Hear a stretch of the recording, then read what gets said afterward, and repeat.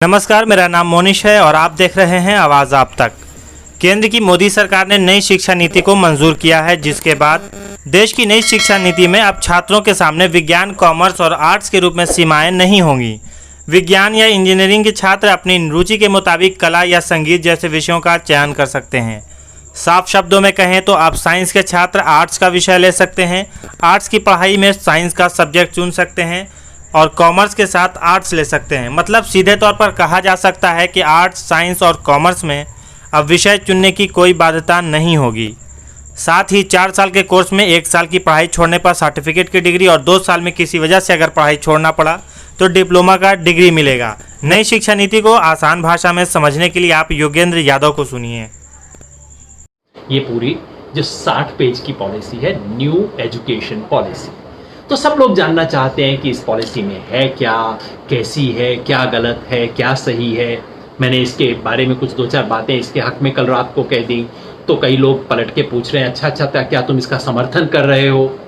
तो मैंने सोचा चलिए इसके बारे में एक चर्चा कर लें कि कुल मिला के ये पॉलिसी क्या है, इसमें क्या अच्छा है, क्या लीगल डॉक्यूमेंट नहीं है, कोई कॉन्स्टिट्यूशनल डॉक्यूमेंट नहीं है।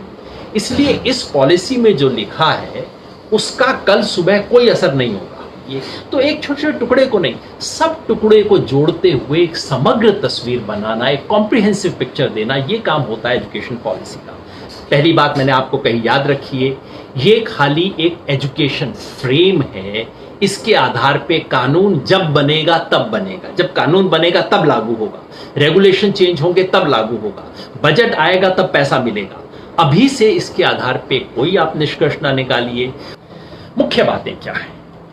मुख्य बातें इसमें स्कूली शिक्षा के बारे में 10 बात मैं गिनाऊंगा दना आपको, ताकि समझ आ जाए कि मुख्य तौर पे डॉक्यूमेंट क्या कहता है। पहली बात ये कहता है कि आरटीई का विस्तार होना चाहिए। राइट टू एजुकेशन जो 2009 में बना था, जिसमें कहा था free and compulsory education from 6 years to 14 years, 6 से 14 साल तक का था। अब उसको बढ़ा के डॉक्यूमेंट कहता है फ्रॉम 3 years to 18 years। बढ़िया बात होना चाहिए, अगर कर दिया तो शानदार बात। दूसरा ये कहता है कि मिड डे मील स्कीम के साथ साथ बच्चों को ब्रेकफास्ट भी देना चाहिए स्कूल में, क्योंकि बच्चे बेहतर खाएंगे तो पढ़ाई में ज़्यादा ध्यान देंगे। अच्छी चीज़ है, होना चाहिए। तीसरा ये कहता है कि ड्रॉप आउट रेशो को कम करना चाहिए, यानी कि जो बच्चे स्कूल से छूट जाते हैं, जो 100 बच्चे पहली क्लास में एडमिशन लेते हैं, उससे आगे जाते जाते सिर्फ 40 बच्चे बचते हैं। ये कहता है कि नहीं, उन बच्चों को हमें लाना है और अगले 10 साल तक 100% बच्चों को हम सेकेंडरी तक लेके आएंगे। बहुत अच्छा टारगेट है, हो पाएगा मुझे संदेह है, लेकिन बात अच्छी है। चौथा ये कहता है ECCE, early childhood care and education, इस पे बहुत ध्यान देता है और मेरे को बहुत अच्छी चीज लगती है। इसको हम नर्सरी कहते हैं ना, कि बच्चा का ज्यादातर मानसिक विकास 8 साल की उम्र तक हो जाता है और 3, 4, 5 साल का जब बच्चा होता है वो बहुत क्रिटिकल होता है उस बच्चे की मेंटल फैकल्टीज के लिए। और ये कहते हैं कि हम तो, हमारा गांव का तो बच्चा जाता ही 6 साल में स्कूल में, उसके बाद पढ़ना शुरू करता है, उससे पहले क्या होगा? तो ये कहता है कि नहीं, हर बच्चे को 3 साल की उम्र से ऊपर पढ़ाई करवाना शुरू करें, चाहे आप आंगनबाड़ी के थ्रू करें या स्कूल के अंदर नर्सरी शुरू करें। हर बच्चे को शिक्षा मिलनी चाहिए और इस पे साधन लगाने चाहिए, इस पे बहुत ध्यान दिया जाना चाहिए। मेरे ख्याल से इस दस्तावेज के सबसे अच्छे एस्पेक्ट्स में से ये है ECCE। वैसे इसके बारे में 2013 में यूपीआई के ज़माने में बहुत अच्छी नीति बनी थी, जिसको इन्होंने स्वीकार कर लिया है। बहुत बढ़िया बात है, किसी भी सरकार ने किया काम तो अच्छा किया ना। चौथी बात, पांचवा ये कहता है कि स्कूल में सब बच्चों को बराबर अवसर मिलने चाहिए। महिलाओं को, दलित, आदिवासी, गरीब बच्चे को, कहता तो है, मगर उसके बारे में क्या करना चाहिए, कितना पैसा दिया जाएगा, इसके बारे में कुछ खास बात नहीं कहता। मैं इस पे आऊंगा 1 मिनट में। छठी बात कहता है स्कूल कॉम्प्लेक्सेस। आजकल इतने छोटे छोटे स्कूल हो गए हैं कि एक स्कूल के लिए अपना म्यूजिक टीचर रखना, अपना फिजिकल ट्रेनिंग का टीचर रखना, अपनी लाइब्रेरी रखना संभव नहीं। तो कुछ स्कूलों को उसके साथ के सेकेंडरी स्कूल से जोड़ के स्कूलों को पूल करके, स्कूल को फिजिकली पूल नहीं किया जाएगा, स्कूल अलग अलग जगह रहेंगे, बच्चे अलग अलग जगह जाएंगे, लेकिन कुछ फैसिलिटी स्कूलों को मिला के दे दी जाए ताकि हर स्कूल के पास आए। अच्छा विचार है मेरे ख्याल से। ज़्यादातर लोग, मेरे दोस्त सहमत नहीं है, लेकिन मेरे विचार से यह आइडिया बुरा नहीं है। सातवीं बात, नहीं सॉरी, शायद आठवीं है ये, कहते हैं कि टीचर की रिक्रूटमेंट के अंदर उन्हें फेयर रिक्रूटमेंट की जानी चाहिए। पैरा टीचर्स जो रिक्रूट हो रहे हैं, ऐसे टीचर 5,000 तनख्वाह देकर सरकार रिक्रूट कर लेती है, शिक्षा मित्र किसी को बोल देते हैं, कुछ और नाम बोल देते हैं, ये व्यवस्था बंद होनी चाहिए।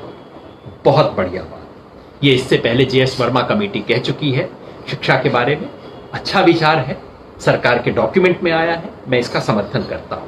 ये शिक्षा मित्र वगैरह के नाम से बंद कीजिए, गेस्ट टीचर ये वो सब बंद कीजिए, प्रॉपर नौकरी दीजिए। अगर शिक्षक को अपनी नौकरी की परमानेंस नहीं होगी, बेचारा पढ़ाएगा कैसे? और सिर्फ पैसा बचाने के लिए शिक्षक की तनख्वाह काटना और उसको कॉन्ट्रेक्चुअल और इस तरह की नौकरी देना गलत सिस्टम है। नौवीं बात कहता है कि शिक्षा में डायरेक्टरेट ऑफ एजुकेशन का जो साम्राज्य है वो खत्म करके बोर्ड अलग हो, सरकारी स्कूलों की फंडिंग कोई और करे और स्कूलों के रेगुलेशन का काम कोई और एजेंसी करे। विचार बुरा नहीं है। और आखिरी बात ये कहता है मीडियम ऑफ इंस्ट्रक्शन, जिसके बारे में बहुत बहस हो रही है। क्या कहता है कि बच्चे को पहली 5 क्लास में अपनी मातृभाषा या घर में जो भाषा बोली जाती है उसके आधार पर शिक्षा दी जानी चाहिए। बड़ा हायर एजुकेशन के बारे में क्या कहती है नीति? हायर एजुकेशन में कहती है कि ये जो सिंगल डिसिप्लिन यूनिवर्सिटीज बन रही हैं, यानी कि क्या करते हैं, किसी के पास पैसा आ जाता है, dental college, medical college, engineering college, management, 4 को इकट्ठा करके एक प्राइवेट यूनिवर्सिटी बना देता है। ये पॉलिसी कहती है नहीं, ये बिल्कुल गलत सिस्टम है। मल्टी डिसिप्लिनरी यूनिवर्सिटीज होनी चाहिए। मेरे विचार से बहुत अच्छी रिकमेंडेशन है। बंद करने की हिम्मत इस देश में किसी की नहीं होगी, वो एक अलग बात है। दूसरा, वो कहते हैं लिबरल एजुकेशन। IIT जो बच्चे इंजीनियरिंग कर रहे हैं उनको भी सोशियोलॉजी पढ़ाइए, हिस्ट्री पढ़ाइए, लिटरेचर पढ़ाइए, जैसा दुनिया में हर जगह होता है। सिर्फ हमारे यहाँ है कि इंजीनियर को कुछ नहीं पढ़ाया जाता इंजीनियरिंग के सिवा। आप सब विषय पढ़ाइए। अच्छी रिकमेंडेशन ये इसके बारे में इन्होंने की है। हायर एजुकेशन के बारे में ये कहा है कि UGC नामक जो संस्था है जो सब कुछ करती है, मैं भी उसका मेंबर था, वही आपकी यूनिवर्सिटी को ग्रांट भी देती है, वही आपकी एकेडमिक चीज़ों को एक्रेडिटेशन भी करती है, वही आपकी क्वालिटी भी सेट करती है, वही आपका करिकुलम भी बताती है। ये सब काम अलग अलग संस्थाओं को दिए जाए, मेरे विचार से एक अच्छी चीज़ है। ये यशपाल कमेटी ने कहा था, काफ़ी साल पहले कहा था, अच्छा सुझाव है, इसको मान लेना चाहिए। मतलब कुल मिलाकर अच्छा। और आखिर 2 बातें और, ये कहती है कि शिक्षा के अंदर इस शिक्षा के रेगुलेशन के अंदर एक कमेटी बननी चाहिए, राष्ट्रीय शिक्षा आयोग। देश भर के हर राज्यों का एक एक रिप्रेजेंटेटिव हो, 30 बड़े शिक्षाविद हो और देश का शिक्षा मंत्री जो है उसका अध्यक्ष हो। पहले ड्राफ्ट में प्रधानमंत्री को बनाया था जिसका हमने विरोध किया था, अब शिक्षा मंत्री के नेतृत्व में है, ठीक है, लेकिन मेरे ख्याल से बहुत अच्छा नहीं है। अच्छा तब रहता अगर GST काउंसिल की तरह इसमें भी तमाम राज्यों के शिक्षा मंत्रियों को भी लेते और उनकी कंसेंसस वाली कमेटी बनती तो अच्छा होता। तो ये सुझाव है। और आखिरी सुझाव है शिक्षा के बारे में पैसे का। ये कमेटी कहती है कि कम से कम 6% GDP का 6% देना चाहिए। फिलहाल 4 साढ़े 4 के बीच में हम झूलते रहते हैं, 6% देना चाहिए।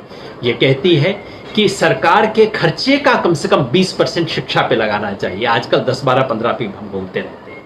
तो ये सुझाव अच्छे हैं, बशर्ते कि लागू। टीचर एजुकेशन के अंदर कुछ किया जाएगा, ऐसा मुझे लगता है, जो फिर पॉजिटिव है। 5वां, कॉलेज यूनिवर्सिटी को रिवैम्प करने के बारे में कुछ किया जाएगा, जो कि अभी नहीं लगता कि कुछ खास होगा। तो ले दे कि ये 4-5 चीज़ें होंगी, बाकी चीज़ें नहीं होंगी।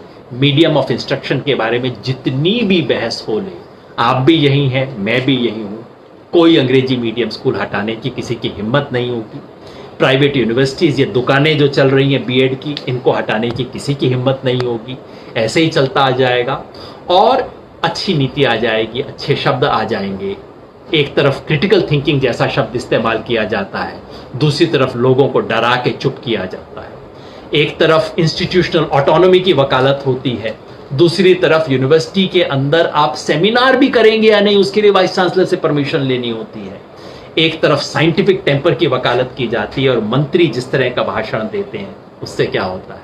तो शिक्षा नीति के शब्द अच्छे हैं, बशर्ते इसे वास्तव में लागू किया जाए, बशर्ते इसकी भावना को सरकार अपने मन में अंदर लेके आए, बशर्ते इसके आधार पे काम।